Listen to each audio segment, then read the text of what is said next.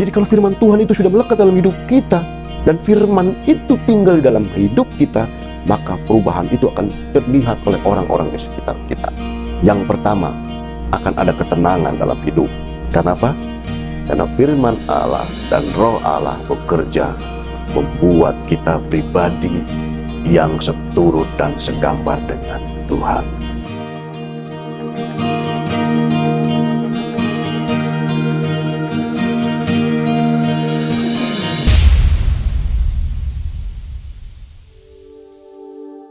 Salam saudara-saudaraku yang kekasih dalam nama Tuhan Yesus Kristus. Puji Tuhan, kembali kita bertemu di dalam channel pelayanan ini. Dan saya berharap saudara semua, dimanapun Anda saudara berada, mengalami sehat luar biasa hari ini. Karena saat ini musim-musim penyakit dan karena perubahan cuaca, maka sarankan pada saudara untuk tetap menjaga kesehatan, tetaplah tekun beribadah, dan yang melayani Tuhan tetap melayani Tuhan dengan sukacita. Salam persatuan tubuh Kristus bagi saudara yang saat ini mendengarkan channel pelayanan ini. Puji Tuhan saudara-saudara. Haleluya. Kembali kita mengucap syukur pada Tuhan karena anugerah dan kasih-Nya kita masih diberikan kesempatan untuk bertemu, bertatap muka walaupun daring. Kita akan merenungkan firman Tuhan untuk hidup kita, untuk rohani kita semakin hari semakin bertumbuh di dalam pengajaran tabernakel, yaitu kita akan ambil dalam pola untuk hidup sehari-hari, untuk ibadah sehari-hari. Jadi saya akan ambil secara simpel saja pelajaran-pelajaran kemah suci ini supaya bisa diaplikasikan dalam hidup sehari-hari, dalam beribadah sehari-hari. Jadi kita tidak tegang tapi terpola, terstruktur dengan baik pola ibadah kita. Puji Tuhan, kita akan berdoa terlebih dahulu, memohon bimbingan Tuhan supaya Roh Kudus berhadirat dan beracara dalam pembacaan firman Tuhan kali ini. Bapa kami di dalam surga, terima kasih pada kesempatan hari ini kami masih diberikan kesempatan untuk bertemu bertatap muka lewat daring ini Tuhan, merenungkan firman Tuhan. Terima kasih Bapa, kiranya Allah berbicara melalui hamba-Mu, sucikan, kuduskan, dan biarlah Roh Kudus beracara lebih jauh di dalam pengajaran firman Tuhan ini. Dalam nama Tuhan Yesus Kristus kami berdoa dan mengucap syukur. Haleluya. Amin. Puji Tuhan saudara-saudara. Mari untuk awal kita akan baca langsung di dalam Galatia pasal 2 ayat 19 sampai dengan 20. Saya akan bacakan, dan saudara yang di rumah silakan buka Alkitab atau Alkitab digital saudara. Kita akan baca Galatia pasal 2 ayat 19 sampai dengan 20. Sebab aku telah mati oleh hukum Taurat untuk hukum Taurat, supaya aku hidup untuk Allah. Aku telah disalibkan dengan Kristus. Namun aku hidup, tetapi bukan lagi aku sendiri yang hidup, melainkan Kristus yang hidup di dalam aku. Dan hidupku yang kuhidupi sekarang di dalam daging adalah hidup oleh iman dalam Anak Allah yang telah mengasihi aku dan menyerahkan dirinya untuk aku. Ini adalah suatu komitmen anak-anak Tuhan yang seharusnya dimiliki. Tatkala kita mengaku menerima Yesus sebagai Kristus sebagai Tuhan kita, maka di situ pula kita mempunyai ikrar, mempunyai tekad. Hidupku semuanya harus berpadan dengan apa yang sudah Tuhan contohkan kepada kita. Demikian juga orang-orang yang masuk dalam pembangunan bait suci adalah orang-orang yang merelakan dirinya dikuasai, dibentuk sesuai dengan rencana dan fungsinya dalam pembangunan kemah suci itu sendiri. Mereka tidak bisa bekerja sendiri-sendiri seenaknya sendiri. Semuanya harus ada patron, semuanya harus ada pola yang disediakan oleh Allah untuk dikerjakan oleh umat manusia. Pada waktu itu dalam pembangunan bait Allah oleh umat Israel, tujuannya satu adalah pembangunan bait Allah adalah supaya Allah berhadirat, Allah berinteraksi dengan umatnya, Allah berkomunikasi, Allah berelasi dengan umatnya. Oleh sebab itu diperintahkanlah untuk membangun bait suci. Nah, di dalam era sekarang ini bait suci adalah menunjuk kita sebagai anak-anak Tuhan, bangunan-bangunan yang kokoh, yang hidup, beraktivitas, masing-masing bekerja sesuai dengan fungsinya dan talentanya, untuk tegaknya ibadah di bumi, untuk tegaknya kasih Kristus di bumi ini. Oleh sebab itu, di dalam Galatia dikatakan, sebab aku hidup bukan aku lagi, tapi Kristus yang hidup di dalam. Semuanya tentu ada efek. Orang yang hidup di luar Tuhan tentu efeknya juga akan luar biasa dalam kehidupannya. Demikian juga orang yang hidup dalam Tuhan, maka dia juga akan memperoleh manfaat atau memperoleh hasil dari kelekatan kita atau kedekatan kita dengan Tuhan, maka dapat dirasakan oleh sekeliling kita. Dulu mungkin kita pemarah, dulu mungkin kita tidak bisa diremehkan sedikit pun, tapi setelah mengenal Kristus, bahwa apa yang kita terima itu tidak sebanding dengan pengorbanan Kristus, baru kita sadar, oh ya, saya harus berubah karena Tuhan Yesus begitu cintanya akan dunia ini, akan umatnya, maka dia rela mati di atas kayu salib. Kalau kita belum sampai seperti itu, ya, tapi kita berusaha terus semampu kita untuk seturut, segambar, dan seturut dengan kehendak firman Tuhan hari lepas hari. Ya, secara fisik kita seringkali lemah, atau mungkin kita seringkali mengalami kelemahan tubuh, keletihan, dan sebagainya. Tetapi roh kita senantiasa menyala-nyala. Karena apa? Karena roh Tuhan bekerja dalam hidup kita sebagai anak-anak Tuhan yang seringkali mengandalkan Tuhan dalam hidupnya. Nah, kalau kita sudah melekat pada firman Tuhan, dan firman Tuhan itu tinggal di dalam kita, maka perubahan itu akan terjadi. Jadi kalau firman Tuhan itu sudah melekat dalam hidup kita, dan firman itu tinggal di dalam hidup kita, maka perubahan itu akan terlihat oleh orang-orang di sekitar kita. Yang pertama, akan ada ketenangan dalam hidup. Karena apa? Karena firman Allah dan roh Allah bekerja membuat kita pribadi yang seturut dan segambar dengan Tuhan. Artinya apa? Kita adalah orang-orang yang mau mengikuti ajaran yang Tuhan berikan. Di luar pintu kemah, tentu banyak pengajaran-pengajaran asing yang dia dapat. Di luar pintu kemah, tentu banyak tantangan-tantangan yang bisa membinasakan hidupnya. Tetapi di dalam kemah suci ada jaminan perlindungan dari Allah. Perlindungan Allah berhadirat di dalam kemah suci itu sendiri. Oleh sebab itu, tepat seperti firman Tuhan, buatlah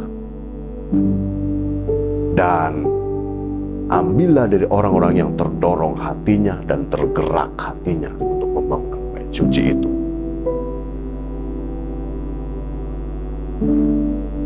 Saudara-saudaraku yang kasih dalam nama Tuhan Yesus Kristus, pada saat firman Tuhan masuk dalam hidup kita dan mempribadi dalam hidup kita, maka yang pertama akan ada ketenangan. Kalau sudah tenang, biasanya orang tuh susah ditebak. Ini orang ini arahnya kemana? Ya, dulu kita sebelum mengenal Tuhan, tentu kita akan emosional tinggi, ya. Dan orang gampang menebak kita, oh, pasti marah nih, pasti marah nih, pasti marah nih. Tapi begitu kita kenal Tuhan dan mempribadi firman Tuhan itu, orang akan susah nebak kita. Jadi kadang-kadang kecelek mereka, disangkanya kita dipancing-pancing, kita marah, tapi justru kita mengampuni. Ya, orang memancing-mancing kita supaya marah, supaya kita jatuh dalam dosa, tapi kita tetap mengampuni. Kan susah orang nebak begitu. Kadang-kadang mereka akan capek sendiri. Atau mungkin saudara yang punya istri atau suami, seringkali juga mungkin melihat perubahan istri atau suami. Kadang-kadang juga kita terheran-heran, ya.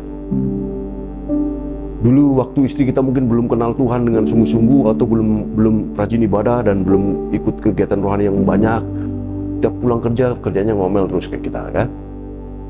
Ya, suami juga itu sama. Tapi begitu mengenal firman Tuhan, ada perubahan. anak-anak juga merasakan ada perubahan. Hendaklah kita juga begitu.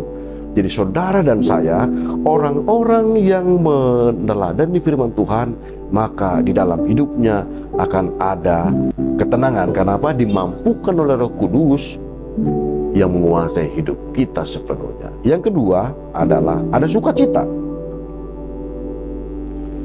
Kenapa ada sukacita? Karena ada Roh Kudus, Roh penghibur kita. Secara fisik kita lemah, tapi kalau Roh Kudus ada dalam hidup kita, maka kita akan senantiasa diberikan kekuatan, kemampuan. Karena apa? Kita ada sukacita. Orang-orang yang di dalam Tuhan itu hidupnya ada dalam sukacita. Kenapa? Dari mulutnya keluar pujian-pujian. Kita akan baca dalam Mazmur. Coba kita akan baca dalam Mazmur. Mazmur 71 ayat 8. Mulutku penuh dengan puji-pujian kepadamu, dengan penghormatan kepadamu sepanjang hari. Jadi orang-orang yang meneladani firman Tuhan, yang kesukaannya firman Tuhan, yang hidupnya seturut dengan firman Tuhan, maka dari mulutnya akan keluar penuh dengan puji-pujian. Bukan cacian, bukan makian, tapi pujian. Oleh sebab itu saudara-saudara, bagi saudara yang mungkin kadang suka lupa, saudara mengaku mengenal firman Tuhan, saudara mengaku orang yang menghargai persatuan, umpamanya orang yang menghargai kesatuan, orang yang mencintai damai gitu. Tetapi kalau dari mulut saudara masih ada kata-kata kebencian, kata-kata iri hati, saudara koreksi diri. Karena firman Tuhan tidak ajarkan seperti itu. Karena dari mulut orang benar akan meluncur puji-pujian, bukan caci maki.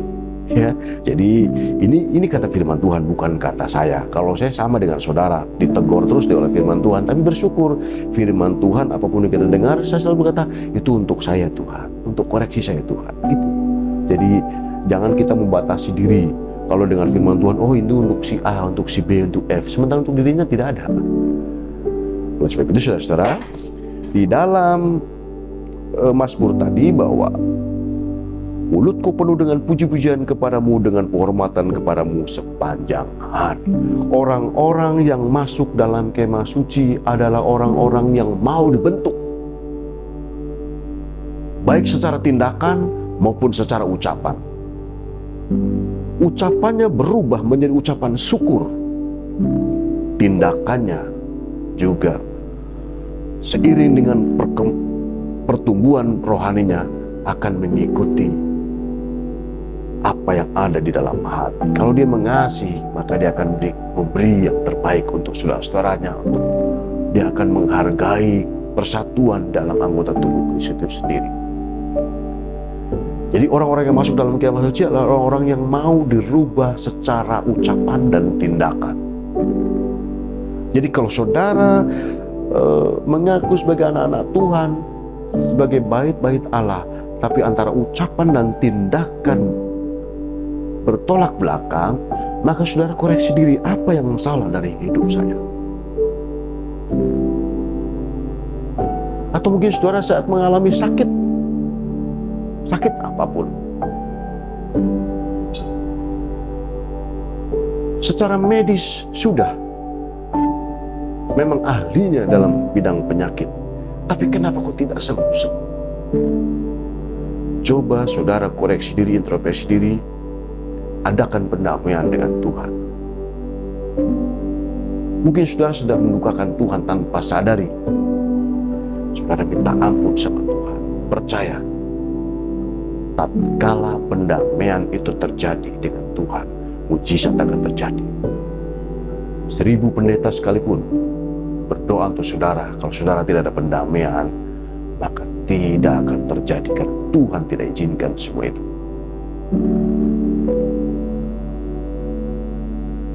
Jadi yang pertama tadi adalah orang-orang yang dekat dengan Tuhan, orang-orang yang mau masuk dalam bait suci adalah orang-orang yang sukacita, yang kesukaannya dalam memuji Tuhan.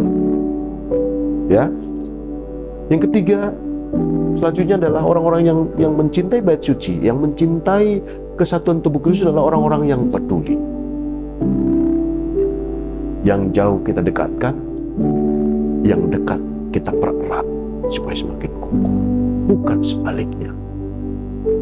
Yang jauh semakin ditendang, yang dekat dicerai-berai karena iri dan dengki. Itu bukan sifat anak-anak yang mencintai kesatuan. Dan itu perlu dikoreksi diri.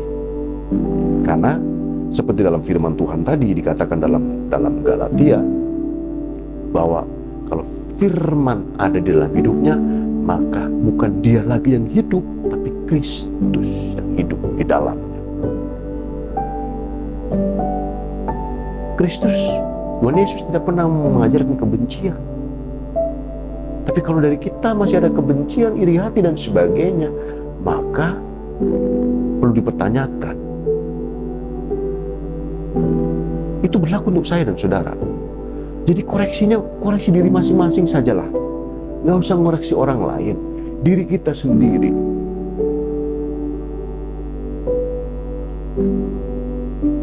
Dan saudara-saudaraku yang kasih dalam nama Tuhan Yesus Kristus.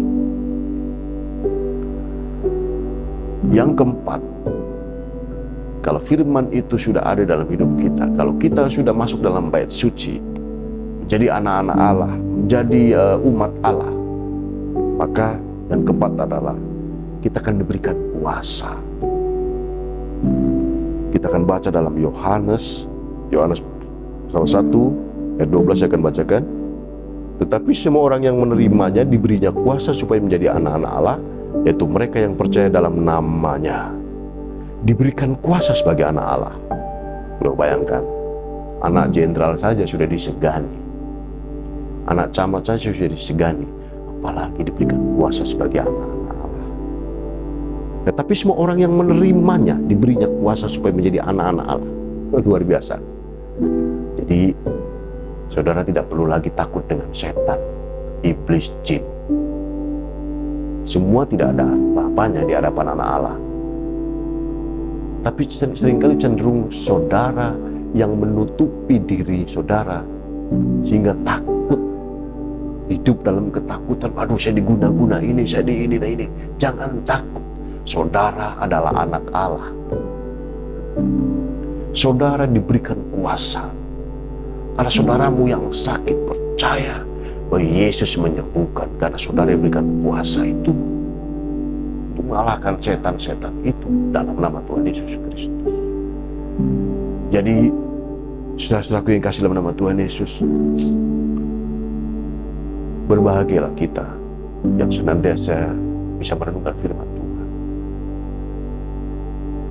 Kembali saya ingatkan pada saudara, untuk saat-saat ini memang lagi musim penyakit, itu demam, batuk, flu, pilek dan sebagainya, virus dan sebagainya. Andalan kita cuma satu, Tuhan Yesus Kristus. Kalaupun Tuhan izinkan kesembuhan kita melalui dokter, biarlah Tuhan berikan dokter yang terbaik, karena itu juga ahli yang Tuhan berikan, Tuhan ciptakan untuk menolong umat manusia. Jadi kita akan mulai belajar mengaplikasikan hidup firman Tuhan itu di dalam hidup kita, supaya apa? Dari hari lepas hari iman kita bertumbuh. Dari pintu gerbang kemah suci masuk, mau dikoreksi dalam mesbah korban bakaran, setelah dikoreksi dosa-dosanya mau dibakar dan sebagainya, lalu masuk dalam bejana pembasuhan, mau mengalami penyucian dari dalam pembasuhan. Itulah step-stepnya, konsep dalam keimanan di dalam Tuhan Yesus Kristus. Masuk menerima Tuhan Yesus dalam keempat pribadinya, keempat Injil penuh. Lalu mau setelah menerima Injil itu dikoreksi segala tingkah lakunya, segala hidupnya. Setelah dikoreksi menyerahkan diri dalam pembasuhan, mau dibaptis dan seterusnya dan seterusnya. Milikilah kuasa Allah dalam hidup saudara, supaya saudara ada sukacita, saudara ada sikap peduli, saudara ada sikap menghargai satu dengan yang lain. Kiranya Allah berkenan atas hidup kita dan pelayanan kita dan usaha kita. Bagi saudara yang memerlukan pertolongan, bantuan doa, izinkan kami juga terus tidak jemu-jemu, supaya saudara juga dapat mengirimkan permohonan doanya melalui WhatsApp yang sudah ada di dalam deskripsi pelayanan ini. Saudara mau support pelayanan, saudara mau bantu doa, saudara mau permohonan doa, silakan di situ hubungin kami. Di kami ada 24 jam untuk senantiasa menerima telepon Anda, telepon saudara, karena kita satu dalam tubuh, saling mendukung, saling menyupport, supaya tegaklah pelayanan di bumi untuk kemuliaan nama Tuhan Yesus Kristus. Sekali lagi, silakan bagi saudara yang rindu didoakan dan sebagainya, diizinkan kami untuk menopang dalam doa, atau saudara mau support pelayanan dan sebagainya, silakan ya. Atau mau saudara mau berdoa untuk kami, mendoakan kami, silakan. Ada nomor telepon di situ, silakan hubungi. Nanti ada pelayan-pelayan kami, hamba Tuhan yang akan menerima saudara dengan sukacita, dengan penuh sukacita menyambut saudara, ikut andil dalam pergumulan saudara. Itu sudah luar biasa buat kami. Terima kasih, dan kiranya Allah berkenan atas pertemuan kita kali ini. Firman Tuhan yang disampaikan dengan sederhana, dengan pola yang sederhana, berharap mampu menembus relung batin kita yang keras oleh karena keegoan kita. Kata firman Tuhan, lembut menembus dinding-dinding keegoan kita. Haleluya. Puji Tuhan, terima kasih. Salam persatuan untuk Kristus.